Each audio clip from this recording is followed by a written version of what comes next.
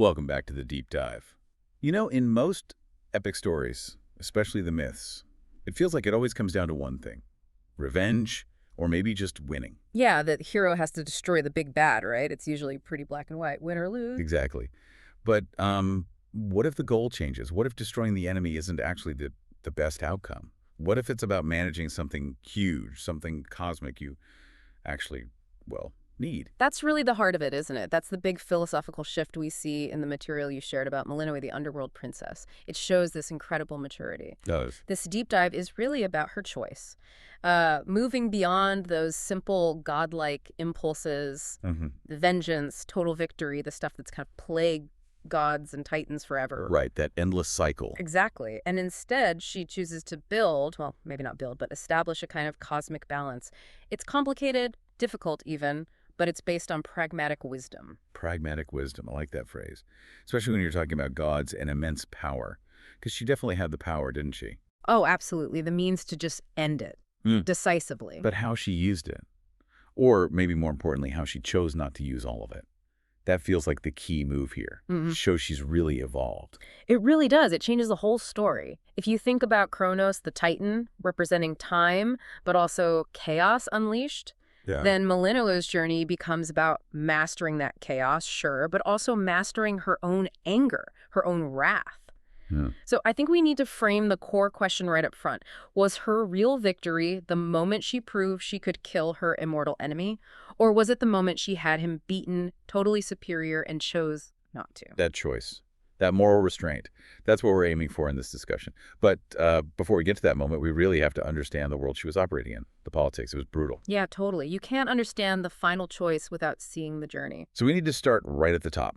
Literally, Mount Olympus, the highest ground. Precisely. Let's look at how she even gets there. It sets the stage perfectly. She arrives through the Aether Gate. Which is itself quite a dramatic entrance. It is, and the sources really emphasize this immediate, almost violent contrast. It talks about the blinding contrast of daybreak, the vibrant palace of Zeus. Blinding is the word. She's the princess of shadow, right? Yeah. From the underworld.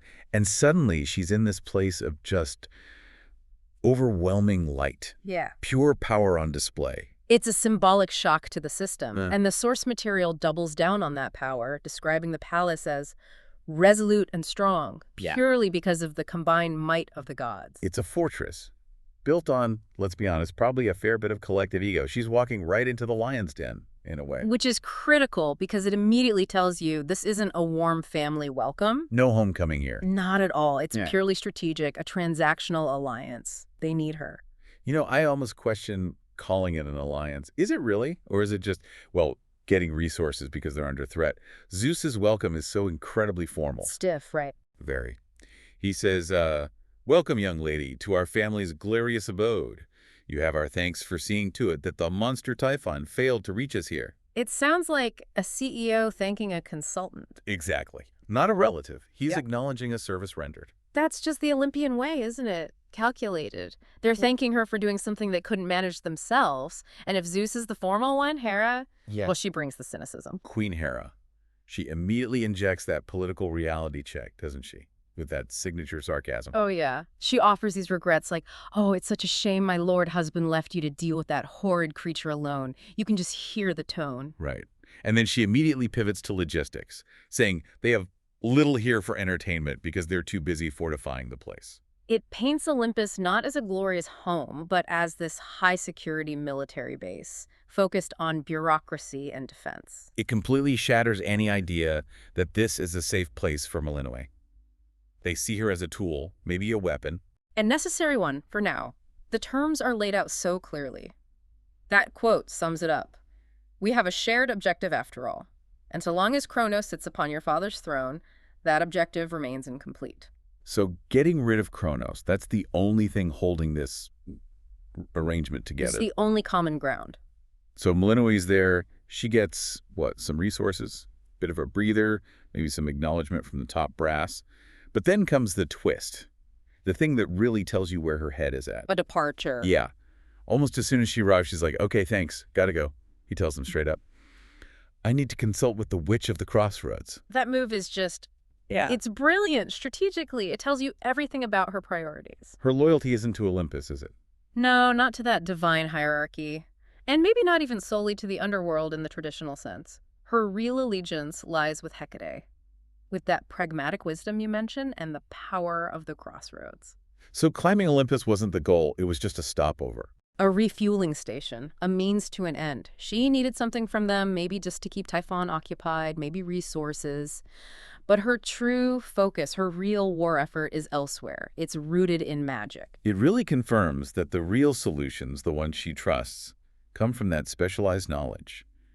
The witch stuff, not the brute force or the political games of the Olympian Council. She's using Olympus tactically for cover, maybe for a temporary shield against Typhon while she prepares her next move down below. And you see that confidence, that control. When Apollo seems skeptical about Typhon being gone for good, he says something like, "I'd count on that," meaning count on Typhon returning. Right, disbelief. But Melinoë doesn't get defensive. No, she just sort of asserts, "Yeah, I'll be back, but I have things to do first." She never lets them think they're running the show. She basically says, I secured your border, you guys keep your walls up, I'll handle the real problem. It's masterful, really. Yeah. So the whole Olympus run, the takeaway isn't really about forging a strong alliance. It's about her showing independence, relying on her specific skills, not just inherited divine power or political clout. She navigated that chaos up there. And mastering that political chaos on the surface then clears the way for her to confront the physical chaos, the monster itself. Which brings us perfectly to the next stage, a much darker one, really. Section 2, the finality of the foe, Typhon. Yeah, this is where we shift gears completely, away from politics, straight into a demonstration of raw, almost terrifying power, the power of witchcraft. And the sources are really clear. What Melinoë achieves here is fundamentally different. It's not like other divine victories we hear about in these myths. That's what's so fascinating. Witchcraft achieves finality. Think about it in the Greek cosmos. Gods, titans, monsters, they rarely die. They get imprisoned, chained up in Tartarus, buried under mountains, exiled, always with the potential to come back. Always. But here, the source material gives us that stark, unforgettable message on screen. Typhon eradicated. Eradicated. Not defeated, not imprisoned. Eradicated. That word choice is huge. It implies unmaking, permanent removal. It's a concept that feels almost alien in this context. Total cessation of being for an immortal. We really need to dig into what made her power capable of this. It wasn't just hitting him harder, was it? No, not brute force. It was, like you said earlier, surgical, highly specialized. The sources detail the ingredients. You need the disintegration of monstrosity incantation. Okay, so a specific spell designed for this type of entity. Exactly. Then you combine that with Typhon's essence. Wait, his own essence? Turning his nature against him? Precisely. Using the chaotic core of the monster as fuel for its own unmaking. And finally, channeling it all through Father's favorite spear, Gygeros. Hades' spear. So she's blending her inheritance, her father's power, with her own unique magical mastery. It's integration. She's not rejecting the old power, but she's using it within a new, superior magical framework. The incantation provides the method, Gygeros the focus, and Typhon's own essence, the volatile ingredient. It proves that this path, the path of focused magical will, of intellectual application, is superior to just raw, undirected divine power. It's like the difference between a sledgehammer and a laser scalpel. Both can destroy, but one is precise, targeted, and achieves something the other can't. That's a great analogy. Yeah. And the moment Typhon is eradicated, that's when the whole focus of the conflict pivots, doesn't it? Immediately. The immediate threat, the physical manifestation of chaos, is gone. And what does she gain from it? The key item, Typhon's essence. Which is described as having the power to stop time. There it is, the link. Defeating the monster unlocks the key to dealing with the source of the chaos, time itself. Chronos. It signals everything. Her attention has to shift now, from monsters to the fundamental structure of the cosmos, from warrior to, almost, a cosmic physicist. She has to understand time now. And her reaction to defeating Typhon really underlines this shift in her character, doesn't it? She's not celebrating. Not at all. She's remarkably sober about it.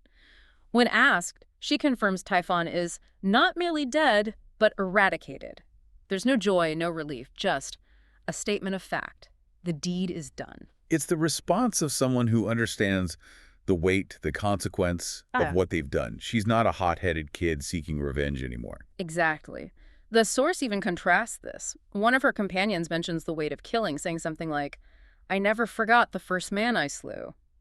But Melinoë's response is clear-eyed. What does she say? Something like, Typhon sought destruction and he got it. I won't rejoice in the outcome, but won't lament it either.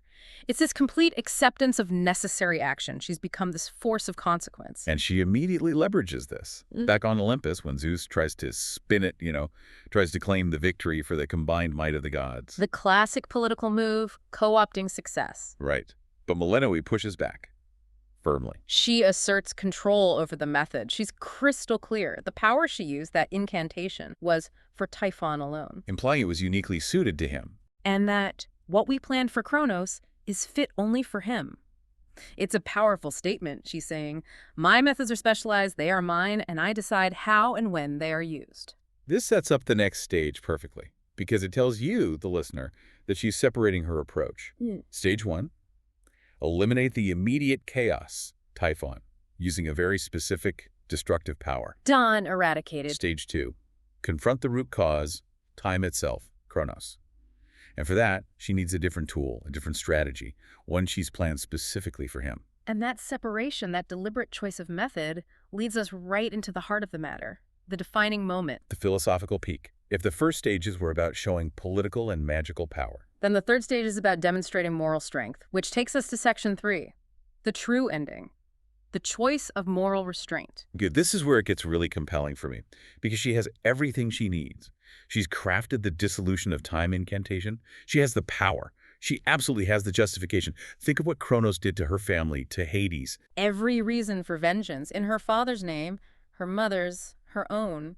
Yeah, she holds back. She confronts Chronos and the House of Hades. He's weakened, vulnerable. But the confrontation isn't straightforward. There's this temporal glitch, intervention. Yet time itself seems to interrupt the final showdown. And instead of this raging titan, she finds, well, something broken. His source calls him a prisoner of time. He's caught in this loop, replaying his own past traumas, his regrets. That's such a powerful image. Chronos, the master of time, literally trapped by his own history, experiencing these memories, or maybe they're delusions, of a time before the hate. A better past, the source says, where he played hiding games with Melinoë and Zagreus, where conflict was maybe play fighting out of love, not in the bitter way we fought. It presents her with this incredible dilemma. The monster is also a victim, a figure trapped by regret. It forces her to question everything about him. Is he just pure evil, or is he this damaged grandfather figure who made terrible cosmic mistakes? A huge intellectual and emotional trap, and then her brother, Zagreus, shows up. Right. And Zagreus pleads for mercy. He seems to have glimpsed that potential better past, too, and he insists it couldn't have only been a dream. Zagreus becomes the voice of hope, maybe naive hope, but hope nonetheless, that perhaps rehabilitation or at least some form of understanding is possible. He wants to believe in that less bitter past. But then comes the voice that really cuts through all that temporal confusion and sentimentality. Hades, her father, restored, but changed. Changed by his own imprisonment. He sees himself free, but he remembers the chains. And his perspective is the absolute key here. He completely rejects the cycle, doesn't he? Yeah. The endless titanomachy, the god versus titan vengeance. He does. His words are just. They carry so much weight. We did this to each other. Gods and titans, doomed to live forever, yet learn nothing all the while. That hits hard. Doomed to live forever, yet learn nothing. Wow. And then the crucial line directed at Melinoë, do as he must, but take no vengeance in my name. He explicitly forbids her from using his suffering as the reason to kill Chronos. It's profound. It's an admission of shared fault, of this inherited cycle of wrath. He's saying essentially, don't continue this broken pattern for my sake. He sees they're all trapped in it, immortal, but never learning. That just reframes everything from Melinoë. Suddenly, killing Chronos isn't justice. It's just joining the cycle, perpetuating the same old story. The ultimate act of vengeance becomes, in that light, a kind of failure. Failure of imagination, maybe? She has the power, she has the reason, but Hades gives her the wisdom to see beyond it. And that wisdom leads directly to the choice, the act of restraint. She refuses to use the dissolution of time incantation. She refuses to execute Chronos. Because she realizes the cosmic cost of destroying him is actually worse than the chaos he represented before. Okay, let's unpack that a bit because it's crucial. The sources say destroying the Titan of Time would eliminate all future change and lock the world in a rigid, dark state. Why rigidity? Why not just the end? That's the subtle point. If Chronos embodies time's flow, its mechanism, its potential for change, eradicating him doesn't just stop the clock. It seems to remove the very possibility of change, of deviation, of healing, of anything new ever happening. So it locks everything in its current broken state. Cosmic stasis. That seems to be the implication. Killing time kills the future. Melinoë understands that Chronos, even a damaged, dangerous Chronos, is a necessary part of the cosmic machinery. The problem isn't that he exists, it's that he's been unmanaged, running wild. So the goal shifts from kill to manage, from destroy to govern. Exactly. Her final victory isn't landing the killing blow. It's the decision to spare him, but to retask him, to put him to work. She says it so clearly. I may yet take vengeance in my own name, but let us first make certain Chronos shall undo the harm he caused. All of it. It's not forgiveness, it's conditional survival. It's a mandate for cosmic repair under strict supervision. She gives him the command. By the grace of the princess of the underworld, you have one chance to return what you took. Bring this house to order. She basically makes the Titan of Time the janitor of the cosmos. In a way. And Chronos, broken by his own temporal reflections, actually accepts. He's not defiant anymore. He's almost relieved. He just asks for his chains off so he can get to work. He says, I can make time for this house of yours and everything. It's an incredible turnaround. The ultimate threat becomes the ultimate repairman. She successfully dismantles the problem, not by destroying the piece, but by fixing it, integrating it back into the system under new management. It's an act of incredible political and philosophical sophistication. Which leads us to the final state of affairs, the lasting consequences. Section 4. A new status quo.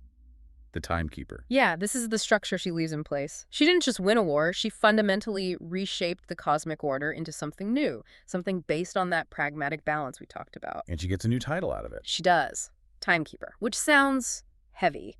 It implies ongoing work, constant vigilance, not exactly putting your feet up after a victory. It's a perpetual effort, the source says. Maintaining stability, making sure Chronos does his job.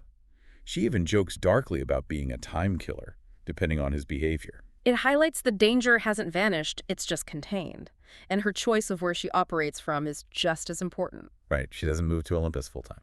No way. And she doesn't just stay in the House of Hades either. She chooses the crossroads. Her place. She says her decision is irreversible by laws much older than my own. To serve the unseen is to serve in shadow. What do you make of that? It feels like a declaration of independence. Her power, her methods, derived from Hecate and these ancient arts, they exist outside the normal Olympian underworld power structures. Yeah. She's created this new center of stability, neutral ground, that makes her indispensable. It's the ultimate political win, in a way. To be essential but unbound. Exactly. And the family situation reflects this complex new reality. It's not a simple happy ending. No, Hades and Persephone are back, but they clearly need time to recover. And Zagreus, he's still wrestling with that glimpse of a different past. The peace is real, but it's fragile. The scars are there. Zagreus says, I'm still uncertain how to feel about this possibility of a more pleasant life.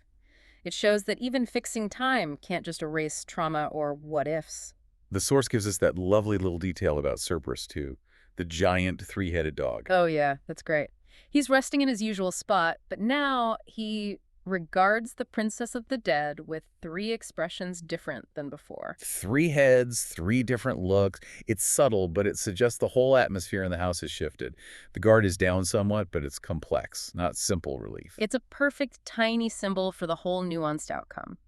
And Hecate's role, Melinoë's mentor, gets its final validation, even from Hades. Hades acknowledges her. Yes, he acknowledges Hecate's vow to protect Melinoë. He says something like, I am not her mother, no substitute for all that she has lost, yet I once swore to you that no harm shall come to her, and that vow remains. Wow. That's huge. It's official recognition from the Lord of the Dead that Hecate's guidance, her crossroads witchcraft, was essential and legitimate.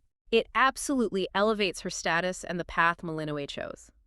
Hecate guided her through everything, the politics, the destruction, and finally, the moral tightrope walk. But even with this new order, there are still pieces missing. Loose ends. The fates. Right. Still lost in the abyss somewhere. And Chronos admits he put them there. But he offers a way to find them. He does. He suggests his new hypothesis about other such possibilities. His new understanding of time might be the key to locating them. That's clever plotting. So Chronos fixing time is now directly linked to restoring fate itself. He has to get time flowing correctly again to find the weavers of destiny. His rehabilitation isn't just a moral imperative for Melinoë, it's now a structural necessity for the entire cosmos to get back on track. His work has immediate, vital purpose. And eventually, even the Olympians have to get on board with this strange new arrangement. They do, reluctantly, perhaps. Zeus and Hera agree to send Chronos back down to the underworld under Hades' watch. And they frame it, bizarrely, as a symbol of family unity. Family unity, after everything. It shows how completely Melinoë's pragmatic solution has won out. Even the gods of Olympus have to accept managed time over satisfying annihilation. They're forced into her new system. So wrapping this deep dive up, Melinoë's success wasn't about landing the final fatal blow. It was about perpetual effort, setting boundaries, managing these huge, living cosmic forces. She persuaded everyone, including herself perhaps, that rehabilitating the Titan of Time, putting him to work, was the only way to achieve a real lasting balance, not just a pause in the fighting. She broke the cycle of vengeance that defined her father, her grandfather. She realized that true victory wasn't about destroying the enemy, but maybe destroying the need for that kind of destruction within herself. Right, rejecting that simple binary outcome. So for you, the listener, what's the big takeaway? Melinoë triumphed not by being the best killer, but by showing restraint, by choosing to harness her enemy instead of obliterating him. She accepted this huge ongoing responsibility being the timekeeper. And that choice elevates her. She's not just another tragic Greek hero doomed by fate or family flaws. She actively chose a different path, a harder path maybe. Which leaves us with a final thought, something for you to chew on. It's this. Chronos himself admits his old understanding of time was flawed. His new theory, the one he's using to fix things, relies on keeping the flow of time pretty similar to how they've been, so he can test it. Okay. So does Melinoë's duty as timekeeper, this perpetual effort she's committed to, unintentionally mean she's now locking things down? Right. Is she preventing truly radical future change, stopping new possibilities from emerging, just to maintain this specific, stable status quo that Chronos needs for his experiment? Is achieving cosmic balance actually creating a kind of subtle prison, a prison of the present, preventing a truly different future? Is perpetual stability the ultimate goal, or is it its own kind of trap, something to think about?